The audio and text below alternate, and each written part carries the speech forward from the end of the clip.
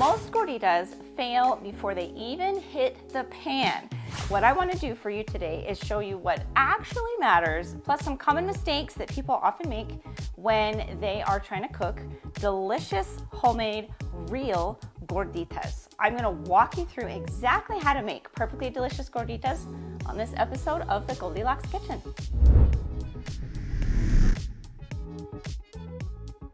This is the secret right here to perfect gorditas. And if you can't notice it here, then come with me. I'm going to make sure that I teach you exactly how to get this kind of texture. Welcome friends, my name is Emily, and on today's episode of the Goldilocks Kitchen, I want to make sure that you guys have complete 100% success in making real homemade gorditas the next time that you try them. And if you're curious about what a gordita really is, it's actually a fat tortilla. That's literally what it translates to, a fat corn tortilla. But what's really cool about it, when you cook a tortilla, when it's really fat, it has a lot of extra moisture in it, and that moisture creates steam.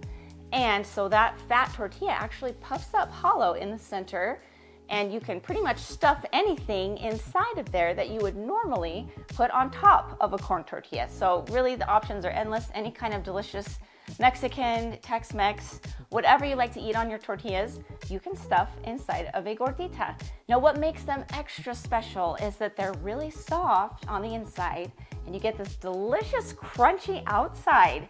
That's just such a fun mixture of textures that I really love to eat and to share with people who may not really know what a gordita actually is. Taco Bell ain't got nothing on these gorditas. The key to successful gorditas all starts with the dough. So you're first going to start by adding your masa harina to a clean mixing bowl. And if you have had a bag of masa harina sitting in your pantry for a long time, as in like several months or years, probably best to throw that out and get yourself a brand new fresh bag. It will make a difference. So that's first tip number one.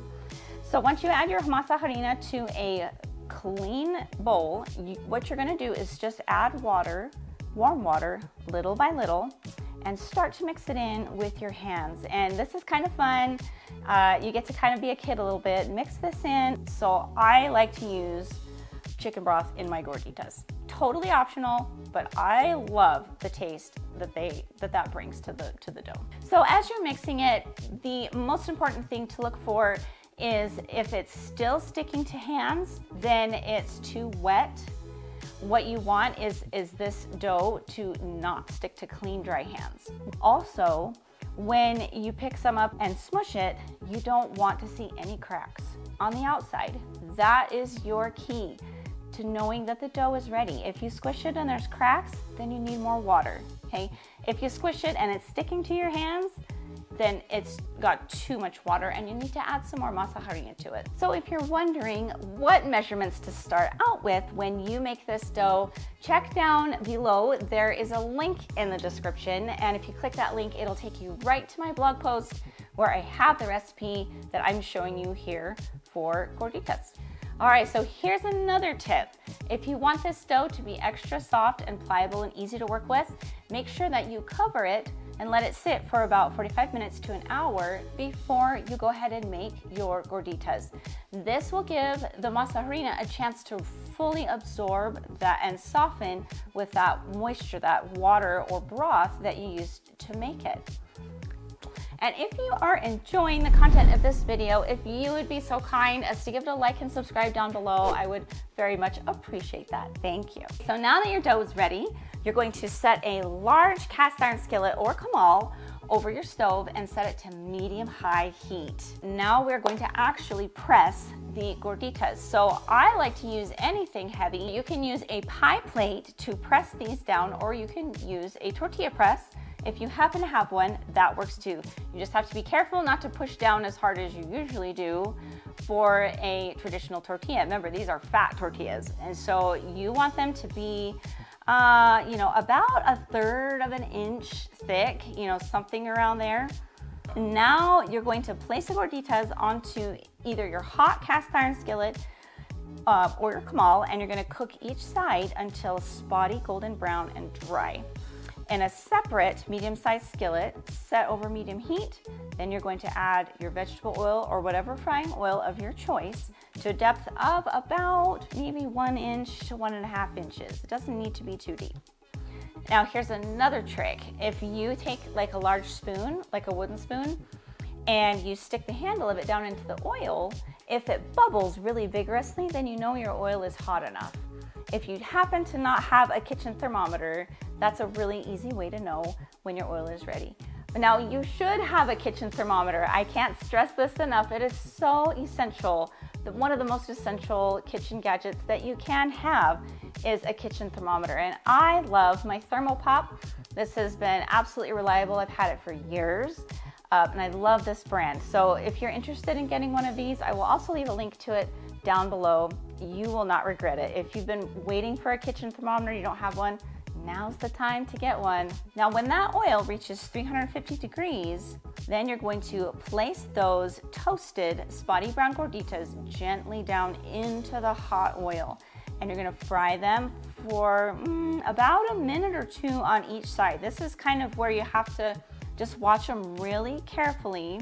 They just are gonna puff. So some of them take longer than others. When you put those Gorditas down into the oil, you're gonna also take like some kind of spoon or whatever you'd like, some kind of kitchen instrument, and just gently kind of baste or splash oil over the top. And this is a technique that I do when I'm also cooking my sopapillas. In case you're interested to learn about how I make those, here's a video up here. In this corner, you can check out my fail-proof sopapilla video. They are absolutely delicious, so I highly recommend you try that. Anyway, splashing oil over the top really helps these to puff up. And I think it's just that hot oil being on both sides kind of mimics them like being in a deep fryer. And then they just puff up better. So they're gonna sit in the oil until they puff, and then when they puff up, it's probably a good time to go ahead and flip them over and brown them on the other side. And then simply remove them to cool either on a wire rack or a paper towel lined plate.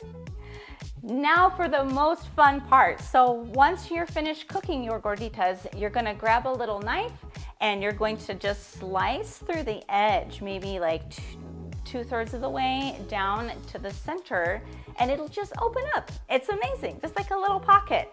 And then you can stuff in there whatever you like. Here I've made just a simple taco meat filling. I just used some ground beef and some taco seasoning, and you can put whatever kind of cheese in there. Here I've got some cotija cheese and some Oaxaca cheese. Those are both fantastic Mexican cheeses. And if you're curious about Mexican cheeses, I also have another video that explains all about Mexican cheeses and when you should use them. So you should check that one out as well. Okay, so what's also fun is a lot of people, once they put their meat filling in there, they'll also put like some lettuce and maybe some chili sauce. You can put crema in there, Mexican crema. That's also super delicious, aka sour cream, okay? But it's Mexican sour cream, so we want it to be authentic, right?